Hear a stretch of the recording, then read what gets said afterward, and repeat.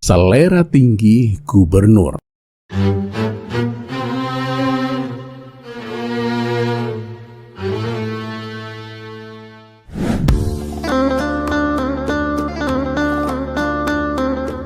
Assalamualaikum warahmatullahi wabarakatuh. Semoga semua kebaikan terlimpah kepada kita semua. Amin ya rabbal alamin. Seorang gubernur yang terobsesi ingin menjadi penyair besar justru harus menelan malu di hadapan Abu Nawas. Dari syair yang dihina, penjara yang tidak adil, hingga sebuah cincin murah yang berubah menjadi ribuan dirham. Kisah ini membuktikan bahwa kecerdikan Abu Nawas tak pernah kalah oleh kekuasaan. Dan inilah kisah lengkapnya. Dikisahkan, Baginda Raja mengangkat seorang gubernur baru yang akan ditempatkan di kota Baghdad. Ternyata sang gubernur adalah pengagum berat syair-syair karya Abu Nawas. Menurutnya, Abu Nawas adalah sosok penyair yang cerdas dan berwawasan sangat luas. Kekaguman itulah yang membuat sang gubernur ingin bisa menciptakan syair seperti Abu Nawas. Suatu kali, di sela-sela waktu kosongnya, sang gubernur mencoba membuat syair. Entah sudah berapa kali ia meralat setiap kata agar kalimatnya terdengar indah. Bahkan karena terlalu berhati-hati, ia membutuhkan waktu hingga 1 bulan lamanya sampai syair tersebut akhirnya selesai. Setelah merasa yakin syair buatannya benar-benar sempurna, sang gubernur pun mengundang Abu Nawas. "Wahai Abu Nawas, aku ingin mendengar pendapatmu tentang syair yang aku buat," ucap sang gubernur. "Oh, silakan tuan, coba bacakan syairnya," jawab Abu Nawas. Dengan penuh penghayatan, sang gubernur mulai membaca syair buatannya. Namun belum juga syair itu selesai dibacakan, Abu Nawas tiba-tiba menyela. "Hentikan syair Anda, tuan. Ini tak ubah hanya seperti anak kecil yang merengek minta jajan. Jangankan orang lain, orang tuanya sendiri saja tidak suka mendengar rengekan itu," kata Abu Nawas. "Apa maksudmu, Abu Nawas?" tanya sang gubernur tersinggung. "Syair Anda jelek sekali, tuan. Aku tak ingin mendengarnya," jawab Abu Nawas terus terang. Ucapan itu membuat sang gubernur merasa sangat terhina, apalagi dikatakan di hadapan para pengawal. Amarahnya pun memuncak. Ia merasa usahanya selama sebulan penuh sia-sia hanya untuk dihina begitu saja. Tanpa berpikir panjang, sang gubernur pun memerintahkan pengawal untuk menangkap Abu Nawas dan menjebloskannya ke dalam penjara. Selama Abu Nawas mendekam di penjara, sang gubernur kembali mencoba membuat syair yang baru. Setelah syair itu selesai, ia kembali memanggil Abu Nawas. "Wahai Abu Nawas, aku telah membuat syair baru. Aku akan membacakannya di hadapanmu dan aku ingin tahu apa pendapatmu," katanya. "Oh, silakan tuan, bacakan," kata Abu Nawas. Sang gubernur pun mulai membaca syairnya dengan penuh penjiwaan dari kalimat pertama hingga terakhir. Kali ini Abu Nawas tidak menyela atau menghentikannya. Hal itu membuat sang gubernur merasa senang, mengira Abu Nawas menyukai syair barunya. "Bagaimana menurutmu, Abu Nawas?" tanya sang gubernur penasaran. Sejenak Abu Nawas terdiam. Lalu tiba-tiba ia berdiri dan pergi. Kamu mau kemana, Abu Nawas?" tanya sang gubernur heran. Aku mau kembali ke penjara," jawab Abu Nawas. "Apa maksudmu? Kamu belum memberikan pendapatmu, Abu Nawas," kata sang gubernur. "Ya, kalaupun aku memberi pendapat, tuan pasti akan menyuruh pengawal menjebloskanku ke dalam penjara lagi. Jadi sebelum itu terjadi, ya, lebih baik aku masuk sendiri," jawab Abu Nawas. "Berarti menurutmu syairku ini jelek?" tanya sang gubernur. "Ya, itu sudah pasti," jawab Abu Nawas. Tuan ini adalah gubernur yang bijak dan adil, serta pengagum syair. Tapi bukan berarti tuan itu pandai bersyair. Setiap orang itu mempunyai kelebihan dan kekurangan, tuan. Lebih baik tuan fokus pada tugas tuan sebagai gubernur. Mendengar itu, sang gubernur pun akhirnya menyadari kekhilafannya. Ia pun membebaskan Abu Nawas dan mempersilahkan pulang. Beberapa hari kemudian, Abu Nawas membeli sebuah cincin seharga 5 dirham. Dengan cincin itu, ia berniat membalas perlakuan sang gubernur yang telah memenjarakannya tanpa alasan. Abu Nawas ingin mengganti kerugiannya selama berada di dalam penjara. Ia pun pergi ke istana gubernur. Setibanya di sana, sang gubernur menyambutnya dengan hangat. Abu Nawas dijamu dengan berbagai hidangan lezat. Saat makan bersama, sang gubernur terpukau melihat cincin yang dipakai oleh Abu Nawas. "Indah sekali cincinmu, Abu Nawas. Aku belum pernah melihat cincin seindah itu," puji sang gubernur. "Berapa harga yang kamu minta bila aku membelinya?" "Hanya 1000 dirham, Tuan," balas Abu Nawas dengan santai. Mendengar harga itu, salah satu asisten istana pun segera berbisik, "Tuan, harga cincin itu sangat mahal. Di pasaran paling harganya cuma 5 dirham. Namun sang gubernur berkata, "Abu Nawas, harga yang kamu tawarkan itu terlalu mahal." Abu Nawas pun tersenyum. "Ya, memang terdengar mahal, Tuan. Tapi saya tahu hanya ada satu gubernur di alam semesta ini yang memiliki selera setinggi itu, Tuan." Mendengar pujian tersebut, sang gubernur pun merasa sangat tersanjung. Tanpa ragu, ia menyuruh asistennya membayar cincin itu sesuai permintaan Abu Nawas. Setelah menerima 1000 dirham, Abu Nawas pun mendekati asisten istana dan berbisik, "Mungkin kamu tahu harga cincin itu, tapi aku lebih tahu cara memuji seorang gubernur." Abu Nawas pun pulang dengan membawa 1000 dirham.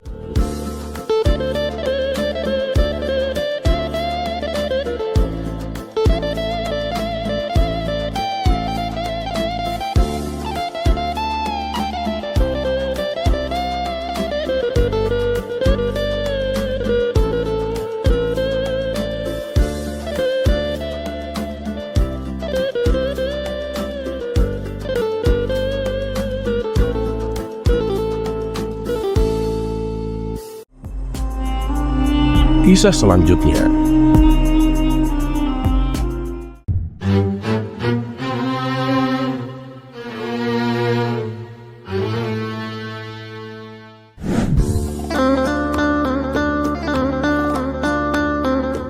suatu sore yang cerah, Abu Nawas sedang duduk santai di bawah pohon besar di tepi sungai menikmati teh hangat. Tiba-tiba seorang pemuda datang menghampirinya dengan wajah penuh dengan penasaran.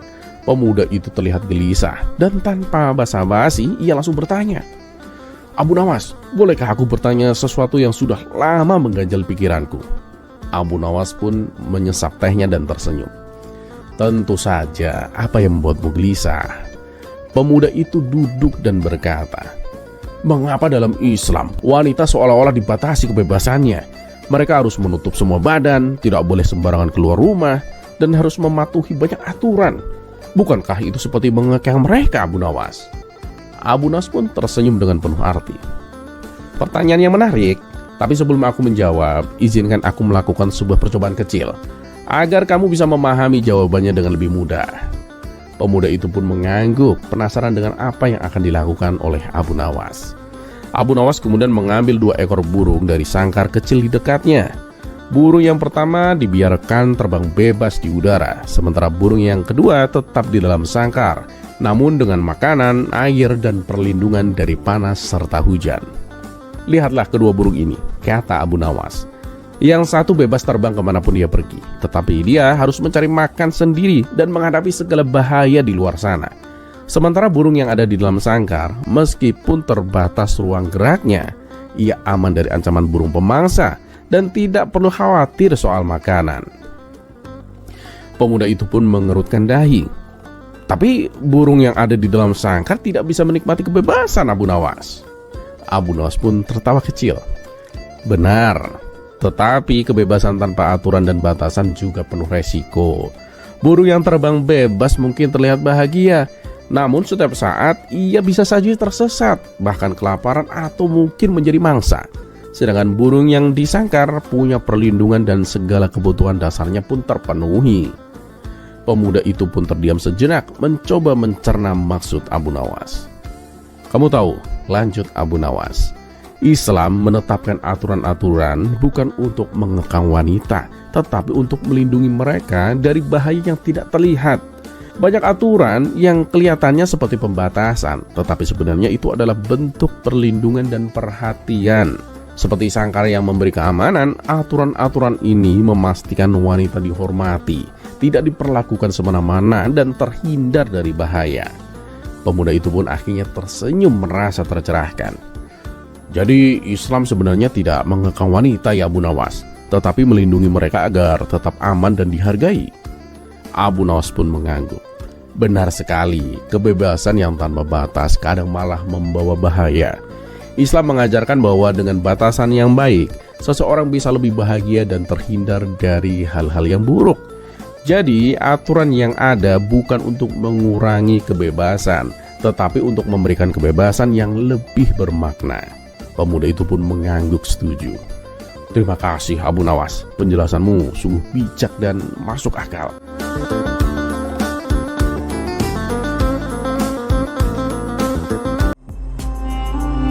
Kisah selanjutnya.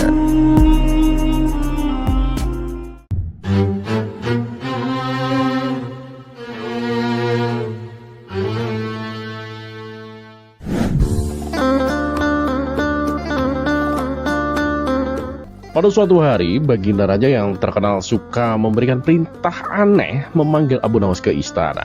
Dengan senyum penuh tipu muslihat, Baginda Raja berkata, Abu Nawas, aku punya tugas penting untukmu. Abu Nawas sudah curiga, pasti ini perintah yang aneh lagi. Ia pun bertanya dengan hati-hati. Tugas apa itu Paduka yang mulia? Baginda Raja mengangkat tangan, berusaha tampak serius. Aku ingin kamu menangkap petir saat turun hujan Abu Nawas. Aku ingin melihat apakah kamu benar-benar secerdik yang mereka katakan. Mendengarkan perintah itu, Abu Nawas pun langsung sadar kalau Baginda Raja sedang berusaha menjebaknya. Tapi dengan tenang ia menjawab, baiklah Paduka yang mulia, hamba siap melaksanakan perintah ini. Namun ada satu syarat Paduka. Baginda Raja menyipitkan mata merasa penasaran. Apa syaratmu Abu Nawas? Abu Nawas pun tersenyum tipis. Hamba butuh seember besar rantai emas dari istana Paduka, karena hanya rantai emas yang bisa menangkap petir. Nah, selain itu, hamba juga perlu bantuan pasukan istana untuk menahan rantai tersebut saat petir menyambar Paduka. Kalau tidak, kita semua bisa terbakar oleh kekuatan petir. Baginda Raja terdiam, memikirkan permintaan ini. Memberikan rantai emas sebesar itu jelas akan merugikan istana. Apalagi melibatkan pasukan hanya untuk sesuatu yang memang tidak mungkin. Tapi, Baginda Raja tak mau terlihat kalah dari Abu Nawas. Setelah beberapa saat, ia berkata, baiklah, aku setuju. Tapi ingat Abu Nawas, kalau sampai gagal, kamu akan dihukum berat. Abu Nawas pun tersenyum puas. Hamba siap Paduka. Beberapa hari kemudian, hujan deras mengguyur kota. Petir bersahutan membelah langit malam yang gelap. Abu Nawas dan pasukan istana sudah berbaris di tengah lapangan. Masing-masing memegang ujung rantai emas besar yang berkilauan saat tersambar kilat. Dengan suara lantang, Abu Nawas memberikan komando. Pegang erat rantainya, jangan biarkan petir itu lolos. Tiba-tiba kilat menyambar dengan keras di kejauhan. Abu Nawas segera berteriak. Awas, petir itu terlalu kuat. Jangan sampai kalian melepaskan rantai ini, atau kita semua akan celaka. Mendengar teriakan itu, para prajurit langsung panik. Mereka gemetaran, ketakutan, dan mulai melepaskan rantai satu persatu.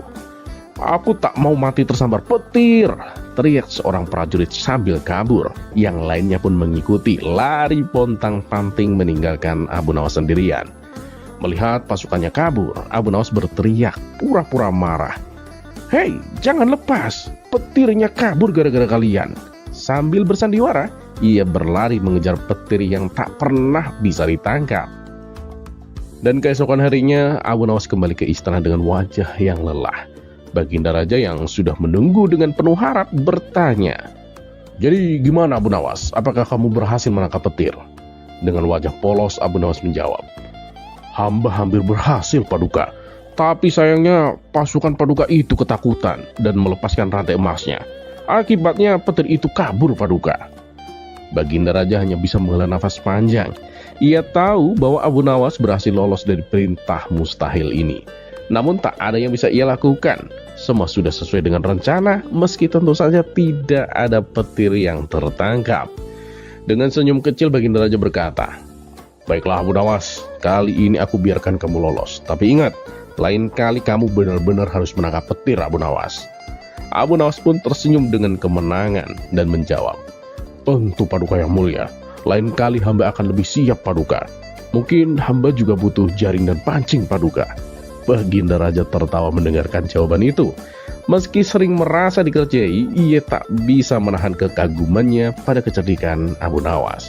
Abu Nawas pun pulang dengan hati senang, sementara Baginda Raja duduk di singgasananya sambil berpikir, entah bagaimana caranya dia selalu saja bisa lolos dari jebakanku.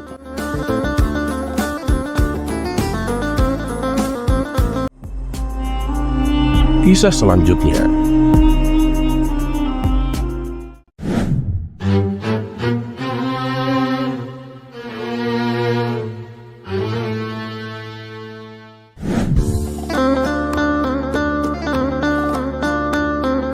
Suatu sore yang cerah, Abu Nawas sedang duduk di bawah pohon rindang di tepi sungai, menikmati angin yang sepoi-sepoi. Di kejauhan, tampak sekelompok anak-anak yang mendekat. Salah satu dari mereka dengan penuh rasa ingin tahu bertanya, "Paman Abu, kenapa kita hanya diwajibkan mengetahui 25 nabi, Paman? Bukankah ada banyak nabi yang diutus oleh Allah?" Abu Nawas pun tersenyum mendengar pertanyaan itu. Dia menempuk tempat di sampingnya, mengundang anak-anak untuk duduk bersamanya. Setelah semuanya duduk dengan tenang, Abu Nawas mulai berbicara dengan lembut, namun penuh kebijaksanaan. "Wahai anak-anak, memang benar bahwa Allah telah mengutus banyak nabi, bahkan lebih dari yang kita ketahui. Ada ribuan nabi yang diutus kepada berbagai umat sepanjang sejarah ini. Namun hanya 25 nabi yang Allah perintahkan agar kita ketahui secara khusus. Apakah kalian tahu mengapa?" Anak-anak itu saling berpandangan. Lalu salah satu dari mereka menggeleng. "Tidak Paman, mengapa hanya 25 ya?" Abu Nawas pun mengusap janggutnya dan kemudian berkata, "Coba kita pikirkan, nabi-nabi ini tidak hanya sekedar nama. Mereka dipilih oleh Allah sebagai utusan yang membawa pesannya kepada manusia. Setiap nabi memiliki kisah yang penting untuk kita pelajari. Karena melalui mereka, kita bisa mendapatkan pelajaran berharga tentang iman, kebaikan, kesabaran, dan keadilan. Namun jika kita disuruh mengingat ribuan nabi, mungkin kita akan bingung dan sulit memahami semuanya." Anak-anak itu pun mulai mengangguk tampak setuju, tetapi masih ingin penjelasan lebih lanjut. Abu Nawas pun melanjutkan, "Allah memilih 25 nabi ini sebagai yang wajib diketahui karena mereka memiliki berbagai momen penting dalam sejarah manusia. Mulai dari Nabi Adam sebagai manusia pertama dan bapak seluruh umat manusia, hingga Nabi Muhammad, penutup para nabi dan pembawa risalah terakhir. Melalui kisah-kisah mereka, kita bisa belajar tentang bagaimana Allah membimbing manusia, memberikan petunjuk, dan menunjukkan kasih sayangnya kepada umatnya." Abu Nawas berhenti sejenak dan memastikan anak-anak mengikuti penjelasannya. Lalu ia melanjutkan, "Nabi Nuh mengajarkan kita tentang keteguhan hati meski dihina oleh kaumnya. Nabi Ibrahim mengajarkan keikhlasan dalam pengorbanan. Nabi Musa mengajarkan keberanian menghadapi penguasa yang zalim. Dan Nabi Isa mengajarkan kasih sayang dan kesabaran. Semua nabi ini dipilih agar kita bisa belajar dan meneladani sifat-sifat mereka dalam kehidupan sehari-hari kita." Seorang anak yang lain mengangkat tangan dan kemudian bertanya, "Tapi Paman, apakah para nabi lain yang tidak kita ketahui juga penting?" Abu Nawas pun tersenyum lebar. "Tentu saja mereka juga penting, tapi Allah Maha Bijaksana. Dia tahu bahwa cukup dengan mengetahui 25 nabi ini, kita sudah bisa mendapatkan pelajaran yang dibutuhkan untuk menjalani hidup dengan baik. Para nabi lain mungkin diutus untuk kaum yang berbeda, dalam situasi yang berbeda, namun intinya tetap sama. Semua nabi mengajarkan tauhid, yaitu mengesahkan Allah dan menuntun manusia ke jalan yang benar." Anak-anak pun terlihat semakin paham. Lalu Abu Nawas memberikan penutup yang bijak. "Kalian tahu, mengetahui 25 nabi ini bukan hanya untuk mengingat nama-nama mereka, tetapi untuk mengenal kisah mereka dan mengambil hikmah dari perjuangan mereka, dan juga meneladani sifat-sifat baik mereka.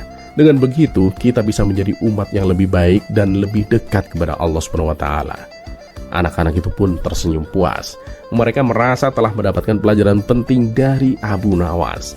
Dengan wajah ceria, mereka pun beranjak pulang sambil mengulang-ulang nama-nama para nabi yang mereka ketahui. Abu Nawas pun tersenyum puas, senang bisa berbagi kebijaksanaan dengan cara yang mudah dipahami. Ia pun kembali menikmati sore yang damai di tepi sungai, merenungi betapa pentingnya memahami kebijaksanaan Allah dalam segala hal.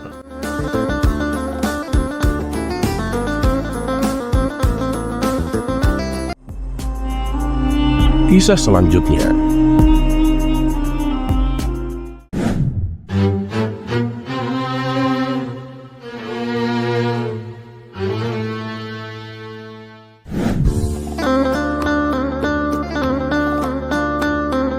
Dikisahkan ada seorang anak kecil yang sangat berhasrat ingin mengalahkan Abu Nawas dalam permainan tebak-tebakan. Anak itu bahkan rela menunggu di pinggir jalan yang biasa dilalui oleh Abu Nawas. Dan tak lama kemudian Abu Nawas pun melintas, baru pulang dari kebunnya sambil membawa 2 buah labu segar. Anak itu segera menghampirinya dan menyapanya. "Tuan Abu, bolehkah Tuan berhenti sebentar?" tanya anak itu dengan sopan. Abu Nawas pun menghentikan langkahnya dan tersenyum. "Ada apa, Nak?" tanyanya. "Tuan Abu kan terkenal cerdik dan sangat pandai. Karena itu saya ingin menantang Tuan Abu dalam permainan tebak-tebakan," kata anak itu dengan penuh percaya diri. "Oh, boleh saja. Bagaimana peraturannya?" tanya Abu Nawas sambil tertarik dengan semangat anak itu. "Kalau Tuan Abu salah menebak pertanyaanku, maka buah labu yang Tuan bawa itu menjadi milikku, Tuan. Gimana?" ujar si anak dengan wajah penuh harap. Abu Nawas pun mengangguk setuju. "Baiklah, apa pertanyaanmu, Nak?" Si anak kecil itu pun segera menunjukkan kedua tangannya yang menggenggam seekor burung kecil. "Coba tebak, Tuan, burung dalam genggaman saya ini hidup atau mati?" ucapnya. "Kalau jawaban Tuan salah, berarti buah labunya menjadi milikku, Tuan." Abu Nawas pun menatap anak itu sejenak. Setelah berpikir, Abu Nawas tersenyum dan berkata, "Burung dalam genggamanmu itu sudah mati." Anak itu pun langsung bersorak kegirangan. "Tuan Abu salah, burung ini masih hidup, Tuan," teriaknya sambil membuka tangannya membiarkan burung kecil itu terbang bebas. "Oh iya, aku salah. Baiklah, ini buah labunya untukmu," ucap Abu Nawas dengan senyum lebar sambil menyerahkan 2 buah labu itu kepada si anak. Anak itu pun merasa heran. Ia tidak menyangka Abu Nawas terlihat begitu gembira meskipun kalah. Namun ia juga senang karena mendapatkan 2 buah labu tanpa harus membelinya. Dengan perasaan bahagia, si anak pulang ke rumah membawa buah labu pemberian Abu Nawas. Setibanya di rumah, sang ayah melihat labu-labu itu dan bertanya, "Dari mana kamu mendapatkan 2 labu ini?" Dengan bangga si anak pun menjawab, "Aku mendapatkan ini dari Tuan Abu. Aku berhasil mengalahkannya dalam permainan tebak-tebakan, Ayah." Sang ayah pun terkejut. "Tebakan apa yang kau berikan hingga Tuan Abu tidak bisa menjawabnya?" tanyanya penasaran. Si anak pun menceritakan bahwa ia menantang Abu Nawas untuk menebak apakah burung dalam genggamannya hidup atau mati. Mendengar cerita itu, sang ayah malah menghela nafas panjang. "Kamu pikir kamu benar-benar menang? Justru kamu yang kalah, Nak," ujar sang ayah dengan nada tegas. Si anak pun bingung. "Loh, kenapa ayah bilang aku kalah? Bukankah Tuan Abu yang salah menebak?" Sang ayah pun lalu menjelaskan, "Tuan Abu itu tahu kelicikanmu. Kalau dia menjawab burung itu hidup, kamu pasti akan meremasnya sampai mati untuk membuktikan dia salah. Tapi dengan menjawab burung itu mati, Tuan Abu membuatmu terpaksa melepaskan burung itu dan membiarkannya terbang bebas." Anak itu pun mulai menyadari maksud ucapan ayahnya, tapi tetap bertanya, "Lalu kenapa Tuan Abu malah memberiku labunya?" Sang ayah pun tersenyum. Tuan Abu tahu bahwa kemenangan sejati bukan tentang menebak dengan benar atau salah, melainkan tentang berbuat kasih kepada sesama makhluk. Ia lebih memilih dianggap kalah daripada membuatmu menyakiti burung itu. Dia menang bukan karena cerdik, nak, tapi karena ia memilih cinta, kasih, dan kebaikan. Itulah kemenangan sejati yang tak bisa kamu kalahkan. Setelah mendengar penjelasan ayahnya, si anak pun merasa malu atas kelicikannya. Ia dan ayahnya segera kembali ke rumah Abu Nawas untuk mengembalikan labu-labu itu. "Maafkan anak saya, Tuan Abu. Ini labu-labunya kami kembalikan, Tuan," kata sang ayah. Namun Abu Nawas hanya tersenyum. "Tidak apa-apa, ambil saja, itu sudah menjadi hak anakmu," jawabnya dengan lembut. "Terima kasih, Tuan Abu. Kalau begitu kami pamit pulang, Tuan," ucap sang ayah. Dalam perjalanan pulang, si anak masih bertanya kepada ayahnya, "Ayah, kenapa ayah bilang aku kalah? Bukankah aku yang membuat Tuan Abu salah menebak?" Sang ayah pun mengusap kepala anaknya dan berkata, "Kamu memang berhasil membuat Tuan Abu salah menebak, nak. Tapi kemenangan yang sesungguhnya bukan tentang jawaban benar atau salah. Tuan Abu memilih kalah demi melindungi burung itu dan menunjukkan bahwa kebaikan lebih berharga daripada sekedar kemenangan." Si anak pun akhirnya menyadari kekeliruannya dan belajar bahwa kemenangan sejati adalah tentang berbuat baik, bukan hanya tentang mengalahkan orang lain. Kisah selanjutnya.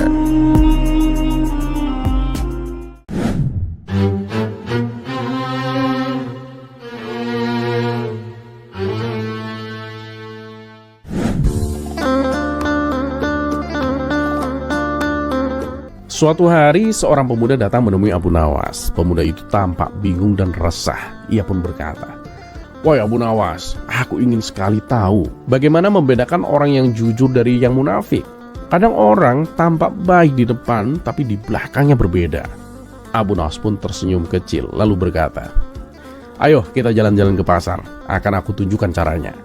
Mereka berdua pun berjalan bersama menuju pasar, dan setibanya di sana, Abu Nawas memperhatikan orang-orang sedang bertransaksi. Dia menunjuk seorang penjual buah yang sedang tersenyum lebar kepada pembeli. "Coba lihat orang itu," kata Abu Nawas. "Dia tampak ramah, tapi lihat tangannya. Ketika menimbang buah, dia diam-diam mengurangi beratnya. Senyumnya manis, tapi perbuatannya curang. Inilah contoh orang munafik." Pemuda itu pun mengangguk, namun belum puas. "Apakah hanya dengan tindakan curang kita bisa menilai seseorang menjadi orang munafik, Abu Nawas?" Abu Nawas pun tertawa kecil, lalu mengajak pemuda itu ke rumah seorang pejabat yang terkenal sangat dermawan. Mereka tiba di rumah pejabat itu, dan Abu Nawas pun mengetuk pintunya. Pejabat itu keluar dengan senyuman lebar. "Selamat siang, Abu Nawas. Apa yang bisa aku bantu?" Abu Nawas pun menjawab, "Tuan, kami hanya ingin bertanya, bagaimana pendapatmu tentang amal dan sedekah?" Pejabat itu menjawab dengan penuh semangat, "Amal dan sedekah adalah kewajiban setiap orang, Abu Nawas. Aku saja selalu menyisihkan sebagian hartaku untuk kaum fakir miskin." Abu Nawas pun tersenyum lalu berkata, "Bagus sekali, Tuan. Tapi aku dengar dari para tetanggamu bahwa kamu hanya bersedekah ketika ada orang penting yang melihatmu. Apakah benar begitu?" Pejabat itu pun seketika terdiam, wajahnya memerah. Dia mencoba tertawa untuk menutupi rasa malunya. "Oh, itu hanya kebetulan saja, Abu Nawas. Tidak seperti yang kau kira." Setelah pamit dari rumah pejabat itu, Abu Nawas pun berkata kepada pemuda, "Munafik bukan hanya tentang perbuatan buruk yang disembunyikan. Terkadang mereka menunjukkan kebaikan hanya untuk mendapatkan pujian dari orang lain." Pemuda itu pun mulai mengerti, tetapi Abu Nawas melanjutkan, namun cara terbaik untuk mengenali orang munafik adalah dengan memperhatikan apa yang mereka lakukan di saat tidak ada orang yang mengawasi mereka. Munafik adalah mereka yang berbeda di depan dan di belakang. Waspadalah kepada mereka yang terlalu sibuk terlihat baik di depan umum, tapi hatinya kosong dari niat baik yang tulus. Pemuda itu pun tersenyum dan mengangguk. "Terima kasih, Abu Nawas. Sekarang aku mengerti." Abu Nawas pun tertawa kecil. "Ingatlah, pemuda, kejujuran tidak selalu ada di permukaan. Terkadang kamu harus lebih jeli melihat apa yang ada di balik senyuman dan kata-kata yang manis."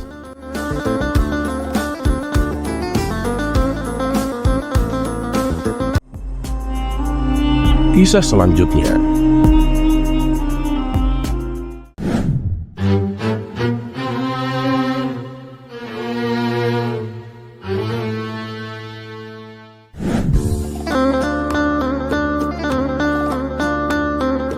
Entah karena suatu apa, hari itu Abu Nawas terobsesi ingin menjadi orang kaya. Padahal biasanya ia selalu bersyukur dengan kehidupan sederhananya. Akibat obsesinya ini, ia menjadi sangat gelisah. Terkadang ia duduk terdiam dan merenung cukup lama, seolah-olah ia berontak agar bisa lepas dari kemiskinan. Setiap hari, Abu Nawas duduk di depan rumah, berharap ada utusan Baginda Raja yang datang mengundangnya. Biasanya, jika diundang ke istana, ia akan mendapat hadiah uang karena berhasil menghibur sang raja. Namun, setelah sebulan berlalu, apa yang diharapkan tak kunjung datang. Hingga pada suatu hari, Abu Nawas mendengar bahwa raja membuat sayembara. Siapapun yang bisa menangkap seekor harimau akan diberi hadiah uang yang banyak. Menurut kabar yang beredar, harimau tersebut seringkali menyerang warga yang melintas sehingga membahayakan nyawa manusia. Abu Nawas yang tergiur dengan hadiah yang dijanjikan berniat mengikuti sayembara tersebut. Abu Nawas berpikir mungkin ini adalah kesempatan baginya untuk mendapatkan kekayaan dan kemuliaan. Tanpa menunggu lama, pada hari itu juga Abu Nawas segera berangkat menuju istana. Setibanya di sana, ia mengatakan kepada sang raja bahwa ia ingin mengikuti sayembara tersebut. Tentu saja hal ini membuat Baginda Raja terkejut. "Kamu serius, Abu Nawas? Apa kamu nggak tahu, yang akan kamu hadapi itu bukan manusia, tapi seekor harimau yang ganas dan liar. Dia itu tidak bisa dikelabui dengan akal cerdikmu, dan dia juga tidak peduli apakah kamu cerdik atau tidak," tutur Baginda Raja. Ia juga memberitahu Abu Nawas bahwa ada orang yang sudah mencobanya, tapi ia malah mati mengenaskan dan menjadi santapan harimau. Namun apa yang dikatakan sang raja tak membuat Abu Nawas mengurungkan niatnya. Ia tetap bertekad ingin mengikuti sayembara yang diadakan sang raja. "Baiklah Abu Nawas, kalau kamu memang bersikeras, aku tak bisa menolaknya. Tapi ingat, apapun yang akan menimpamu, jangan suruh aku bertanggung jawab," ujar Baginda Raja. Kemudian Abu Nawas mempersiapkan diri dengan membawa perlengkapan berburu seperti jaring, tombak, dan pisau. Maka berangkatlah Abu Nawas ke hutan tempat harimau itu biasa muncul.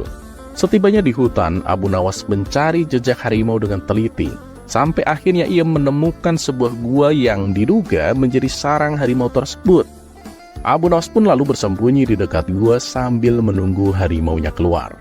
Dan benar saja, tidak lama kemudian harimau itu muncul dari dalam gua. Melihat hal itu, Abu Nawas pun segera melemparkan jaringnya tepat ke arah harimau tersebut.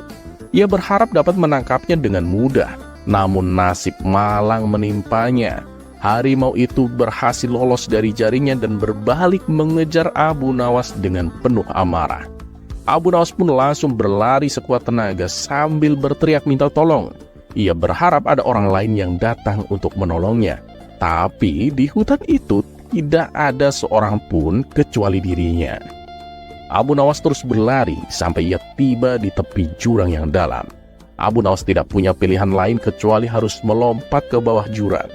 Karena ini adalah pilihan satu-satunya, ia terpaksa terjun ke bawah. Untunglah nasib masih berpihak kepadanya. Badannya tersangkut pada sebuah pohon yang tumbuh di dinding bebatuan. Ia pun lalu berpegangan pada pohon itu agar tidak terjatuh ke dasar jurang. Dalam hati, ia bersyukur atas pertolongan Allah yang diberikan kepadanya. Namun bahaya belum berakhir. Harimau itu masih mengintainya dari atas jurang. Ia mengaum dengan penuh amarah, membuat Abu Nawas sangat ketakutan. Apalagi ketika melihat harimau itu berusaha turun ke arahnya. Keadaan ini bagaikan buah simalakama. Jika ia naik ke atas jurang, ia akan diterkam harimau. Jika ia turun ke bawah, itu tidak mungkin karena jurangnya terlalu dalam dan curam. Bisa-bisa ia tewas mengenaskan dengan tubuh babak belur. Sedangkan jika ia berdiam diri, ia takut harimau tersebut bisa melompat ke bawah dan memangsanya. Abu Nawas pun hanya bisa pasrah sambil memejamkan matanya. Di saat itulah ia merenungi atas kejadian yang menimpanya. "Ya Allah, Engkau memberiku ujian yang sangat berat dengan mengirimkan harimau itu kepadaku. Tapi Engkau juga menyelamatkanku dari jurang yang dalam ini. Engkau memberiku pelajaran yang sangat berharga, bahwa dunia ini hanya tipu daya dan kesia-siaan. Engkau telah mengingatkanku bahwa hadiah besar dari sang raja tidak ada artinya bila harus kehilangan nyawaku. Engkau telah menunjukkan kepadaku bahwa yang terpenting adalah bersyukur dengan apapun yang aku miliki. Terima kasih ya Allah atas segala karunia-Mu, dan aku mohon ampun atas segala kesalahanku. Aku mohon petunjuk dan pertolongan-Mu agar aku bisa keluar dari kesulitan ini. Dengan rahmat-Mu, aku mohon perlindungan-Mu ya Allah, agar selamat dari mara bahaya ini. Setelah berdoa demikian, ia pun membuka mata dengan penuh kepasrahan. Sementara harimau yang sedari tadi mencoba melompat ke arahnya tiba-tiba terpeleset dan jatuh ke dasar jurang. Harimau itu pun tewas seketika dan akhirnya Abu Nawas pun bisa selamat. Keberhasilan Abu Nawas ini disanjung oleh sang raja dan para warga. Mereka memuji keberaniannya. Dan sesuai dengan perjanjian, Baginda Raja memberinya hadiah uang dengan jumlah yang sangat banyak. Dengan hadiah yang didapatkan, Abu Nawas kini menjadi orang kaya, yang merupakan tujuan semula Abu Nawas. Namun itu sudah bukan menjadi keinginannya lagi. Hadiah yang ia dapatkan semuanya ia bagikan kepada fakir, miskin, dan anak-anak yatim. Ia lakukan itu sebagai bentuk rasa syukur atas pertolongan Allah yang membuatnya masih tetap hidup hingga saat ini. Kisah selanjutnya.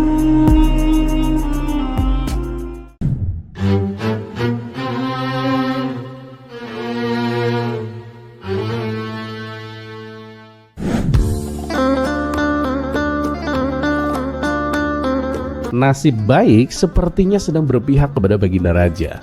Usahanya untuk menjebak Abu Nawas kali ini membuahkan hasil. Pada suatu hari, Baginda Raja mengundang Abu Nawas ke istana dan memberikan tantangan yang cukup sulit. Abu Nawas pun bertanya, "Ampun Paduka yang mulia, kalau saya berhasil, apa hadiah yang akan saya dapatkan?" Baginda Raja pun menjawab, "Kamu akan mendapatkan 1000 dinar. Tapi awas ya, kalau gagal, kamu akan dipenjara selama sebulan." Tanpa pikir panjang, Abu Nawas pun langsung menerima tantangan itu. Namun anehnya, bukannya berusaha menyelesaikan tantangannya, Abu Nawas malah dengan sengaja membuat dirinya gagal. Ternyata ada alasan di balik semua itu.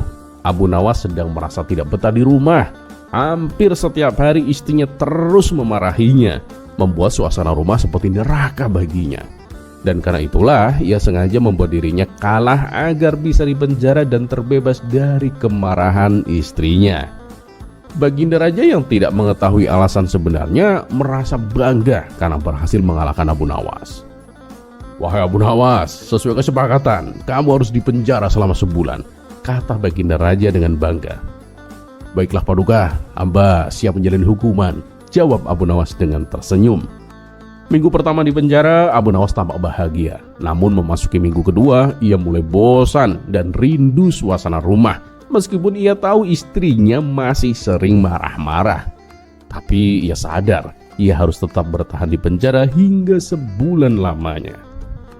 Agar tidak bosan, Abu Nawas pun mendapatkan ide. Ia melukis wajah istrinya di tembok penjara, lengkap dengan ekspresi marah yang sering dilihatnya di rumah.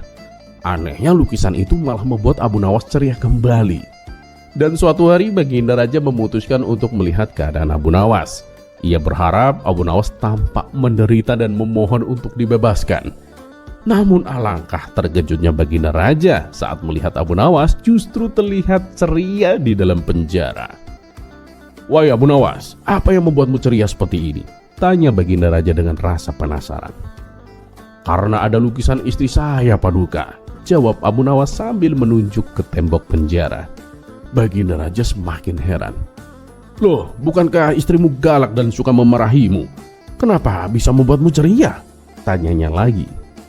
"Justru itu Paduka, setiap kali saya menatap lukisan ini, saya merasa semua masalah di penjara itu tidak ada apa-apanya dibanding mendengar omelan istri saya. Oleh sebab itulah saya merasa bahagia dan nyaman di sini Paduka," jawab Abu Nawas sambil tersenyum.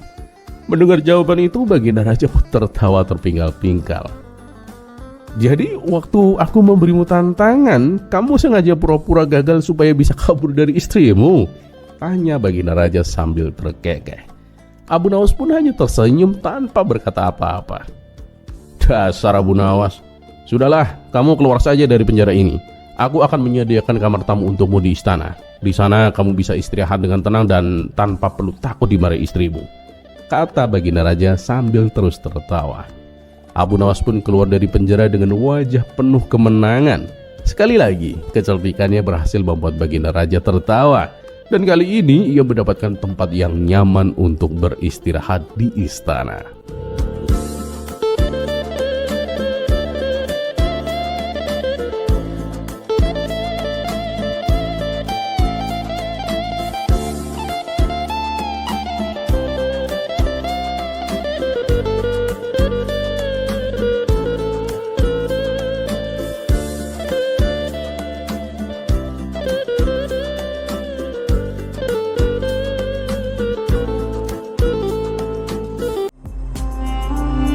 Kisah selanjutnya.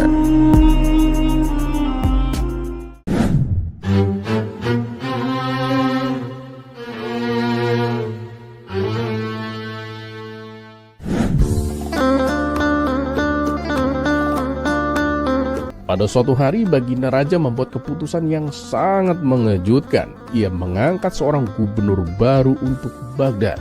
Tapi ada yang aneh, gubernur yang dipilih oleh Baginda Raja ini sudah sangat tua, jauh melewati usia yang biasanya dianggap produktif. Keputusan ini membuat banyak orang bertanya-tanya, termasuk Abu Nawas yang terkenal cerdik namun juga suka belak-belakan. Paduka, apakah ini tidak salah? Bukankah masih banyak orang yang lebih muda dan cerdas untuk jabatan ini? Mengapa memilih seseorang yang sudah sangat tua, Paduka? Protes Abu Nawas saat diundang menghadap. Baginda Raja tersenyum mencoba menjelaskan.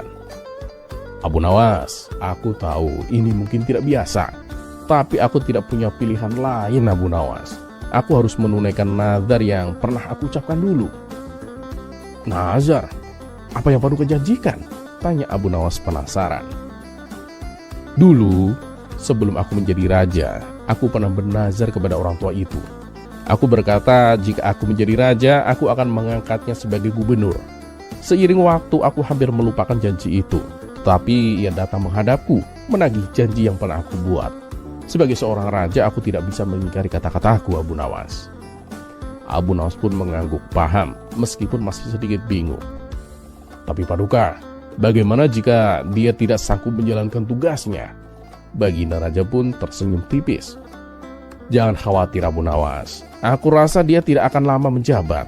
Usianya kan sudah sangat tua. Dalam setahun kemungkinan besar dia sudah... Baginda Raja tidak melanjutkan kalimatnya, tetapi Abu Nawas mengerti maksudnya. Meskipun sempat pesimis, Abu Nawas akhirnya menerima keputusan itu. Dan ternyata gubernur tua itu memang mengejutkan banyak orang. Meskipun usianya yang senja, ia menjalankan tugasnya dengan cukup baik. Ia dikenal tegas dan bijaksana, tetapi ada satu sifatnya yang aneh. Ia suka membuat permintaan yang tidak masuk akal. Suatu hari saat Abu Nawas diundang ke istana, ketika tiba di sana, ia melihat gubernur tua itu sedang duduk di samping Baginda Raja. Wahai Paduka, ada apa gerangan Paduka memanggil hamba? Tanya Abu Nawas dengan sopan. Baginda Raja pun tersenyum dan menunjuk ke arah gubernur. Abu Nawas, Tuan Gubernur memiliki permintaan khusus yang ingin disampaikan kepadamu. Abu Nawas pun memandang Tuan Gubernur itu dengan penuh penasaran. Maaf Tuan Gubernur, apa yang kiranya Tuan Gubernur inginkan dariku?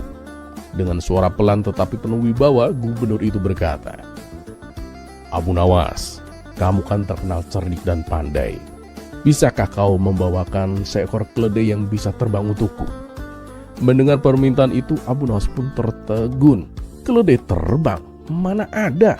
Pikirnya. Tapi demi menghormati sang gubernur, ia menahan diri untuk tidak tertawa. Baiklah Tuan Gubernur, jawab Abu Nawas dengan senyum yang dibaksakan.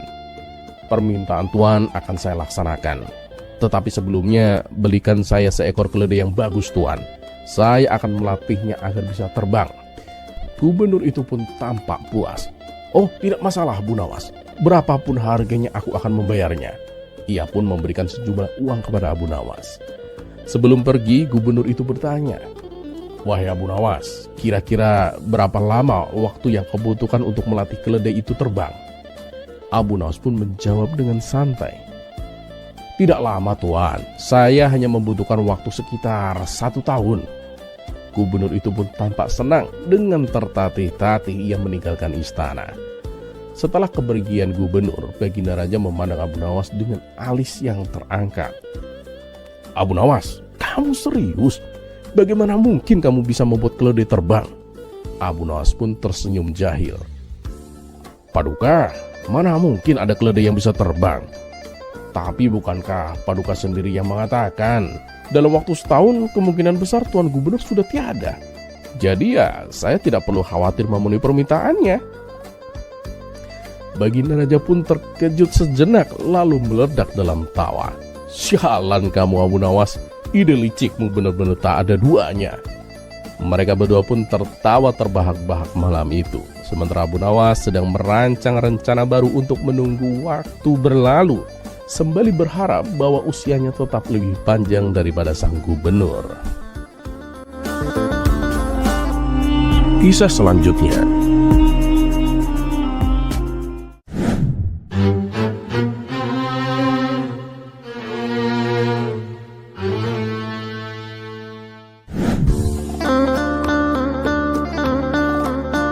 Suatu hari, Baginda Raja merasa bosan, memutuskan untuk menjahili Abu Nawas. Ia memanggilnya ke istana dan berkata dengan suara yang serius, "Abu Nawas, aku sudah lama memperhatikanmu. Kamu selalu bebas melakukan hal-hal yang aneh dan lucu. Sebagai seorang raja, aku ingin mencoba cara baru untuk mendisiplinkan rakyatku. Jadi bagaimana kalau hari ini kamu yang mendapat tantanganku?" Abu Nawas pun tersenyum kecil mendengar tantangan itu. Ia tahu Baginda Raja sedang mencari hiburan, tapi ia juga menyadari bahwa ini adalah kesempatan untuk memberi pelajaran kepada Baginda Raja. Dengan tenang Abu Nawas pun menjawab, "Baiklah Paduka, tapi jika aku menurut dan melakukan perintah Paduka, bolehkah aku meminta Paduka ikut merasakan tantangan yang sama?" Baginda Raja pun tertawa dengan penuh percaya diri. "Tentu saja, aku tidak takut. Sebutkan saja tantangannya Abu Nawas." Abu Nawas pun berpikir sejenak. Ia berkata dengan senyum yang khas, "Tantangannya sederhana saja Paduka. Kita akan berdiri di alun-alun tanpa makan atau minum apapun hingga tengah malam. Dengan begitu kita bisa merasakan bagaimana hidup susah seperti rakyat kecil." Baginda Raja tertawa terbahak-bahak. "Hanya itu? Baiklah, tantangan ini terlalu mudah untukku." Namun diam-diam para menteri merasa resah. Salah seorang dari mereka mendekati Baginda Raja dan berbisik, "Paduka, saya khawatir ini jebakan Abu Nawas Paduka. Dia pasti punya rencana di balik tantangan ini." Baginda Raja hanya melambaikan tangan dengan santai. "Tenanglah, aku ini raja. Apa yang bisa dilakukan seorang rakyat biasa seperti Abu Nawas?" Dan ketika sore tiba, Baginda Raja dan Abu Nawas berdiri di alun-alun. Orang-orang segera berkumpul untuk menyaksikan tantangan tersebut. Awalnya suasana penuh dengan canda tawa. Baginda Raja berdiri dengan penuh percaya diri, sementara Abu Nawas berpura-pura terlihat gelisah. Ia sesekali menghela nafas panjang, membuat orang-orang mulai bergumam, "Lihatlah Abu Nawas, dia pasti menyerah lebih dulu." Namun ketika malam mulai larut, wajah Baginda Raja mulai berubah. Perutnya keroncongan dan ia mulai kehilangan tenaganya. Sementara itu, Abu Nawas tetap berdiri dengan tenang. Sesekali ia malah berbicara kepada orang-orang. "Betapa beratnya hidup rakyat kecil yang harus menahan lapar setiap hari. Bagaimana menurut kalian?" Orang-orang mulai berbisik-bisik, merasa bahwa Abu Nawas sedang menyindir Baginda Raja. Baginda Raja yang mulai kehilangan kesabaran melirik ke Abu Nawas dan berkata, "Abu Nawas, kamu ini terbuat dari apa? Kamu tidak terlihat lelah sama sekali." Abu Nawas pun tersenyum kecil. "Paduka yang mulia, ini hanyalah kebiasaan rakyat kecil. Kami sering menahan lapar dan haus karena tidak punya pilihan. Tapi jika Paduka merasa tidak kuat, Paduka boleh menyerah." Baginda Raja pun mendengus kesal. "Menyerah? Aku ini raja. Tidak mungkin aku menyerah pada tantangan bodoh ini." Namun pada saat itu salah satu menteri mendekati Baginda Raja dengan cemas. "Paduka yang mulia, izinkan kami membawa makanan untuk Anda. Ini tidak pantas untuk seorang raja." Sebelum Baginda Raja menjawab, Abu Nawas pun menyela dengan suara lantang. "Tunggu dulu Tuan Menteri, jika Baginda makan sekarang, bukankah itu berarti Baginda tidak adil kepada rakyat yang sering lapar karena tidak mampu membeli makanan?" Orang-orang yang berkumpul mulai bertepuk tangan dan berseru, "Wah, benar itu, Baginda Raja harus bertahan seperti kami." Baginda Raja pun merasa malu, tapi ia tidak ingin terlihat lemah di depan rakyatnya. Ia pun berkata, "Baiklah, aku akan bertahan." Namun Abu Nawas tidak berhenti sampai di situ. Ia mulai berakting lebih dramatis. Ia duduk di tanah, memegangi perutnya dan berkata dengan keras-keras, "Astagfirullah, tantangan ini sungguh kejam. Paduka, bagaimana rakyat biasa bisa hidup seperti ini setiap hari? Aku benar-benar tidak kuat lagi, Paduka." Melihat Abu Nawas yang tampak menyerah, Baginda Raja merasa lega. "Akhirnya kamu juga menyerah, Abu Nawas." Namun Abu Nawas bangkit kembali dengan senyum yang khasnya. "Oh tidak, Paduka. Aku hanya ingin Paduka tahu betapa beratnya hidup tanpa kepastian makanan dan betapa mengerikannya jika seorang raja tidak peduli pada rakyatnya." Baginda Raja hanya terdiam. Ia menyadari bahwa ia telah masuk ke dalam jebakan Abu Nawas. Ketika tengah malam tiba, Abu Nawas berdiri dan berkata, "Paduka, tantangan ini selesai, Paduka. Sekarang Paduka tahu bagaimana rasanya menjadi rakyat kecil. Dan sekarang Paduka bisa kembali ke istana." Namun sebelum pergi, Abu Nawas pun menambahkan dengan nada yang tajam, "Paduka yang mulia, jika tantangan sesingkat ini saja terasa berat, bagaimana dengan rakyat yang harus hidup seperti ini setiap hari? Mungkin Paduka bisa memikirkan cara untuk membuat hidup mereka lebih baik, Paduka." Orang-orang bersorak mendengar ucapan Abu Nawas itu. Baginda Raja yang merasa malu sekaligus tersentuh berjanji kepada dirinya sendiri untuk lebih memahami kesusahan rakyatnya. Dan sejak saat itu Baginda Raja menjadi lebih bijaksana dan berhati-hati dalam mengambil keputusan. Dan tentu saja ia berpikir dua kali sebelum mencoba menjahili Abu Nawas kembali.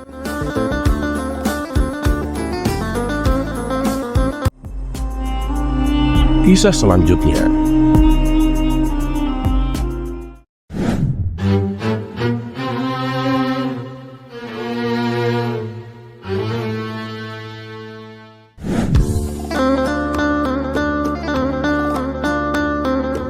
Dikisahkan Abu Jahil baru saja melangsungkan pernikahannya dengan seorang janda yang cantik. Beberapa hari kemudian Abu Nawas pun datang ke rumahnya untuk mengucapkan selamat.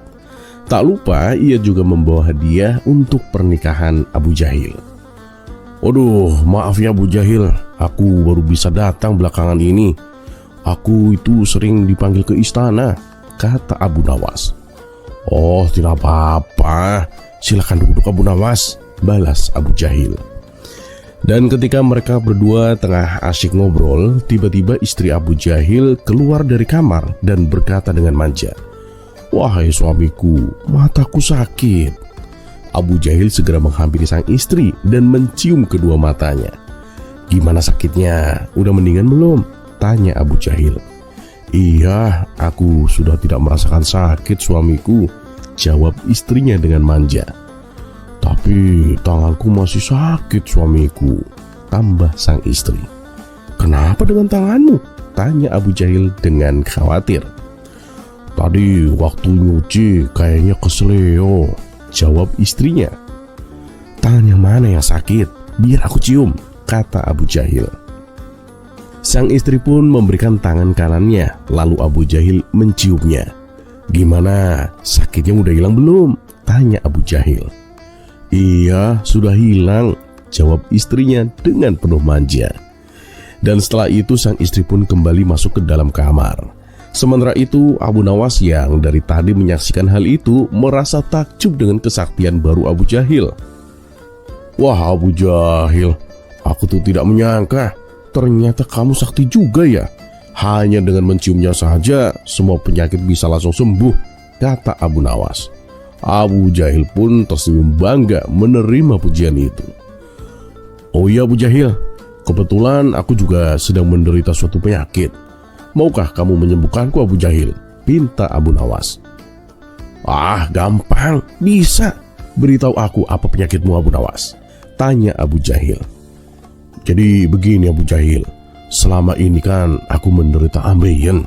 Coba tolong cium pantatku supaya penyakitnya langsung hilang Abu Jahil," kata Abu Nawas memohon. Abu Jahil pun menjadi emosi. Ia segera mengusir Abu Nawas dari rumahnya. "Wah, gila kamu. Pergi kamu. Dasar orang gila," bentak Abu Jahil. Dan seketika itu juga Abu Nawas pun lari terbirit-birit meninggalkan Abu Jahil sambil tertawa.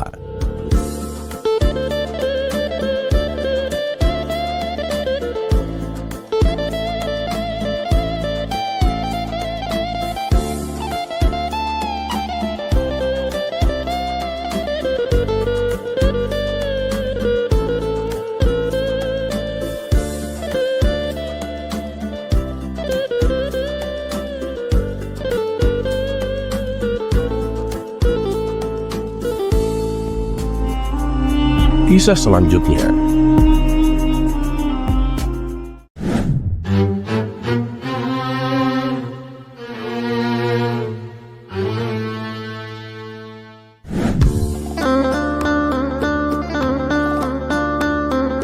suatu sore yang cerah, Abu Nawas terlihat mengendarai kuda pergi menuju warung untuk berkumpul bersama kawan-kawannya. Sesampainya di sana, warung tersebut terlihat ramai, tidak seperti biasanya. Di sebelah tempat duduk kawan-kawan Abu Nawas, ada beberapa anak muda yang juga sedang berkumpul. Abu Nawas pun menghampiri kawan-kawannya dan duduk bersama mereka.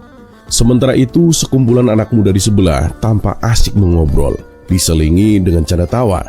Suara obrolan dan tawa mereka yang terdengar keras agak mengganggu Abu Nawas dan kawan-kawannya. Salah satu kawan Abu Nawas berkata, "Emang ya, pemuda zaman sekarang minim sopan santun. Sudah tahu banyak orang tua di sebelahnya, tapi suara mereka tidak direndahkan." Abu Nawas pun membalas, "Sudahlah, namanya saja anak muda. Kita sebagai orang tua harus lebih bijak dan arif." Yang lain pun menimpali, "Benar apa yang dikatakan Abu Nawas itu. Orang tua memang harus lebih arif daripada anak muda." Sekumpulan anak muda di sebelahnya pun merasa tidak terima mendengar hal itu. Salah satu dari mereka berkata, "Kalian para orang tua memang lebih arif, tapi kami, anak muda, jauh lebih kuat dari kalian." Kawan-kawan Abu Nawas pun sependapat dengan ucapan si pemuda. Tapi Abu Nawas berbeda pendapat. "Wah, aku sama sekali tidak setuju. Kata siapa? Menurutku, tua atau muda sama saja tenaganya. Waktu masih muda sama saja, ketika sudah tua juga sama." "Wahai Pak Tua, coba buktikanlah ucapanmu itu," kata salah satu pemuda. "Baiklah, aku akan buktikan. Kamu lihat kuda yang tadi aku naiki itu? Nah, waktu aku masih muda, aku tidak kuat mengangkatnya. Dan sekarang ketika aku sudah tua, aku juga masih tidak kuat mengangkatnya," jawab Abu Nawas. "Kalau kamu gak percaya, coba angkat kudaku itu. Pasti tenagamu tidak kuat seperti aku," lanjut Abu Nawas. Mendengar itu, spontan kawan-kawan Abu Nawas pun tertawa terpinggal-pinggal. Adapun si pemuda berlalu meninggalkan Abu Nawas dengan menahan rasa malu.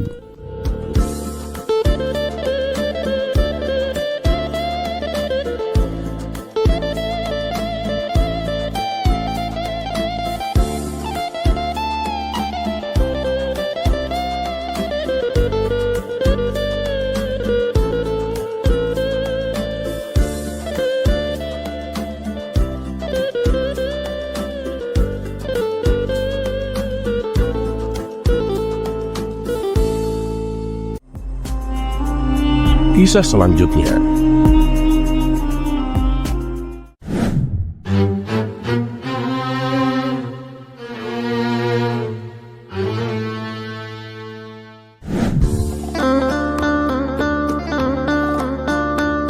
Di sebuah negeri yang damai, tiba-tiba muncul isu yang membuat rakyat resah, yaitu seorang anak pejabat tinggi kerajaan, Tuan Rashid, dikenal sebagai tukang suap. Anak itu bernama Karim, seorang pemuda yang selalu memanfaatkan nama besar ayahnya untuk memuluskan segala urusannya. Apapun yang ia inginkan selalu tercapai dengan sogokan, baik itu melanggar aturan maupun merugikan orang lain. Karim bahkan pernah menyogok hakim agar memenangkan perkaranya meski jelas-jelas dia yang bersalah. Keberanian Karim semakin menjadi-jadi, sampai suatu hari ia merasa tertantang untuk menyuap orang yang terkenal cerdik namun lurus hati, yaitu Abu Nawas. Kalau aku bisa membuat Abu Nawas tunduk dengan uangku, berarti aku yang terhebat di negeri ini, pikir Karim. Hari itu juga Karim mengundang Abu Nawas ke rumahnya. Dengan sikap sok ramah, Karim menyambut Abu Nawas di ruang tamu mewahnya. Abu Nawas, kamu tahu siapa aku kan? Aku ini adalah anak dari Tuan Rashid, pejabat paling berpengaruh di kerajaan ini. Aku punya kekayaan yang tak terbatas, Abu Nawas. Jika kamu mau bekerja sama denganku, aku akan memberimu uang yang tak akan habis selama 7 turunan, kata Karim dengan sombong.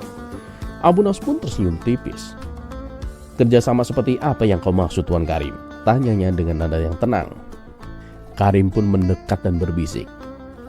Aku ingin kamu menggunakan kepintaranmu untuk membuat ayahku terlihat lebih hebat di depan Baginda Raja. Katakan kepada Raja bahwa ayahku adalah satu-satunya orang yang pantas menjadi penasihat utama kerajaan. Jika kamu berhasil, aku akan memberimu sekantong emas setiap bulan, Abu Nawas. Mendengar hal itu, Abu Nawas pun tertawa kecil. Oh begitu, jadi kamu ingin membeli kecerdikanku dengan emas? Oh iya, benar sekali, jawab Karim dengan percaya diri. Abu Nawas pun berpikir sejenak lalu berkata, baiklah, aku akan membantumu. Tapi aku punya satu syarat kecil, Karim. Oh, sebutkan saja, tidak ada syarat yang terlalu besar untukku, seru Karim dengan penuh semangat. Syaratnya sederhana, kata Abu Nawas sambil tersenyum. Bawalah aku ke pasar esok hari. Aku ingin kamu suap seluruh warga pasar agar mereka memanggilmu Raja Karim sepanjang hari. Karim pun terkejut, tapi karena ingin menguji pengaruh uangnya, ia menyetujui tantangan itu. Dan esok harinya Karim pergi ke pasar membawa kantong-kantong penuh emas. Ia membagi-bagikan uang kepada semua pedagang dan pembeli sambil berkata, mulai sekarang panggil aku Raja Karim. Siapapun yang memanggilku begitu akan mendapatkan uang. Awalnya para warga bingung, tapi karena tergiur dengan uang, mereka mengikuti perintah Karim. Sepanjang hari seluruh pasar riuh dengan teriakan, hidup Raja Karim, hidup Raja Karim. Karim pun sangat puas. Lihatlah Abu Nawas, dengan uang aku bisa melakukan apa saja. Sekarang giliranmu untuk memenuhi janjimu. Abu Nawas pun hanya tersenyum dan berkata, tunggu sebentar, Tuan Karim. Abu Nawas lalu naik ke atas peti di tengah pasar dan berteriak, warga pasar, tadi pagi Karim memberi kalian uang agar memanggilnya Raja Karim. Tapi sekarang aku akan menggandakan uang kalian jika kalian memanggilnya Pengemis Karim. Warga langsung berhenti bersorak. Setelah sejenak terdiam, mereka mulai berteriak, Pengemis Karim, Pengemis Karim. Karim pun marah besar. Apa-apaan ini Abu Nawas? Kamu mempermalukanku. Abu Nawas pun tertawa. Tuan Karim, ini pelajaran untukmu. Pengaruh yang dibeli dengan uang tidak akan bertahan lama, Tuan. Jika kamu ingin dihormati, lakukanlah hal-hal yang terhormat, bukan dengan cara menyuap. Warga pasar pun tertawa melihat wajah Karim yang merah padam. Ia tidak bisa berkata apa-apa lagi dan pergi meninggalkan pasar dengan malu. Dan sejak hari itu, Karim berhenti menggunakan uang untuk menyogok orang. Dan Abu Nawas kembali menjadi pahlawan rakyat dengan kecerdasannya yang tak terbeli.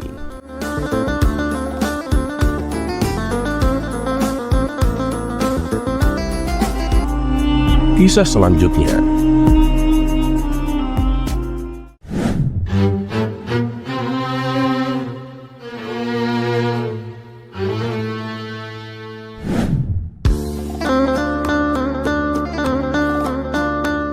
Sebagai seorang ulama, Abu Nawas juga terkenal lihai menghibur orang manakala orang tersebut sedang dilanda masalah. Dan Abu Nawas sendiri juga tak merasa keberatan. Justru merasa hatinya adem jika bisa memberikan solusi kepada orang lain yang sedang dalam masalah. Minimal bisa menghiburnya dengan cerita-cerita yang lucu. Namun bagaimana jika orang yang terkena masalah itu malah tuman dengan masalahnya? Berikut kisah lengkapnya. Suatu hari, di warung tempat Abu Nawas biasa nongkrong, salah satu temannya terlihat murung karena sedang dirundung masalah. Tak lama kemudian datanglah Abu Nawas. Melihat ada kawannya yang sedang murung, Abu Nawas merasa iba. Ia pun segera menghampiri kawannya itu. Kawan, murung begitu. Memang ada masalah apa? Cobalah cerita, kata Abu Nawas membuka percakapan. Kawannya itu lalu menceritakan permasalahan yang sedang dihadapinya. Dan sebagai seorang sahabat, Abu Nawas lalu mencoba menghiburnya.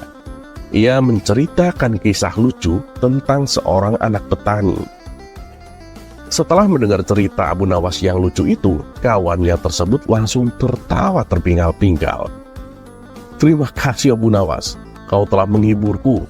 Rasanya pikiranku sekarang menjadi plong Abu Nawas, ujar kawannya kepada Abu Nawas. Dan hari berikutnya, saat Abu Nawas datang ke warung, ia kembali mendapati kawannya yang kemarin sedang termenung seorang diri. Kawan, kenapa lagi? Tanya Abu Nawas sambil menghampirinya. Aku sedang ada masalah Abu Nawas, jawab kawannya sedih. Masalah apa lagi yang menimpamu kawan? Tanya Abu Nawas kembali. Kawannya itu lalu mengeluh kepada Abu Nawas akan masalah yang sedang dialaminya. Ternyata masalahnya sama seperti yang kemarin. Meski demikian, Abu Nawas tetap mencoba menghibur kawannya itu. Abu Nawas kembali menceritakan cerita lucu yang sama, yaitu tentang seorang anak petani. Kawannya tersebut masih sempat tertawa dengan kisah yang Abu Nawas ceritakan. Dan di hari selanjutnya, Abu Nawas kembali mendapati kawannya sedang melamun sendirian di warung. Saat ditanya Abu Nawas apa masalahnya, ternyata masalah yang dihadapi sama seperti kemarin. Abu Nawas pun kembali menghiburnya dengan cerita lucu yang sama. Tapi kali ini kawannya hanya terdiam. Loh, kok nggak ketawa kamu? Tanya Abu Nawas. Ceritamu sih sama seperti yang kemarin. Kalau diulang-ulang terus, ya lucunya nggak kerasa lagi Abu Nawas, ujar kawannya. Mendengar jawaban tersebut, Abu Nawas hanya tersenyum. Ia pun lalu berkata kepada kawannya, nah itu poinnya. Kalau kamu nggak bisa tertawa berulang-ulang dengan cerita yang sama, lantas mengapa kamu selalu mengeluh berulang-ulang dengan masalah yang sama? Padahal jika kamu mensyukuri apa yang ada, niscaya kamu tidak akan mengeluh dengan masalah yang sama. Mendengar nasihat Abu Nawas itu, kawannya pun tersadar bahwa yang harus ia lakukan bukanlah mengeluh dengan masalah yang sama. Oh gitu ya Abu Nawas. Oke lah, kalau gitu besok aku bawa masalah yang lain ya. Nanti pulang dari sini aku mau nyari masalah buat stok seminggu ke depan, kata kawan Abu Nawas dengan polosnya. Mendengar ucapan kawannya itu, Abu Nawas pun kaget dan tak habis pikir. Loh, kok gitu? Ya kan biar cerita lucumu tiap hari ganti, berarti masalahnya harus ganti-ganti juga kan? Ujar kawan Abu Nawas. Nggak gitu, Sarmun. Bukan begitu maksudnya. Kamu itu harus bersyukur. Mensyukuri apapun yang kamu punya. Bukan malah tiap hari bawa masalah yang beda-beda. Sarmun, kata Abu Nawas dengan sedikit gregetan. Oh, iya. Oke, siap Abu Nawas, kata kawannya sedikit memahami. Kemudian Abu Nawas menambahkan nasihatnya. Dan ingat, harus kau ingat ini. Allah tidak akan memberikan masalah kepada hambanya, kecuali hamba tersebut pasti bisa melewatinya. Yang penting, kamu itu harus sabar, berusaha dan berdoa. Ngerti kamu? Ya Abu Nawas, ngerti. Ucap kawannya agak sedikit ketakutan dengan tatapan tajam Abu Nawas. Dan keesokan harinya, Abu Nawas sudah menyiapkan cerita untuk jaga-jaga kalau kawannya itu merenung dengan masalahnya lagi. Yaitu cerita tentang neraka jahanam dengan segala siksaannya yang mengerikan.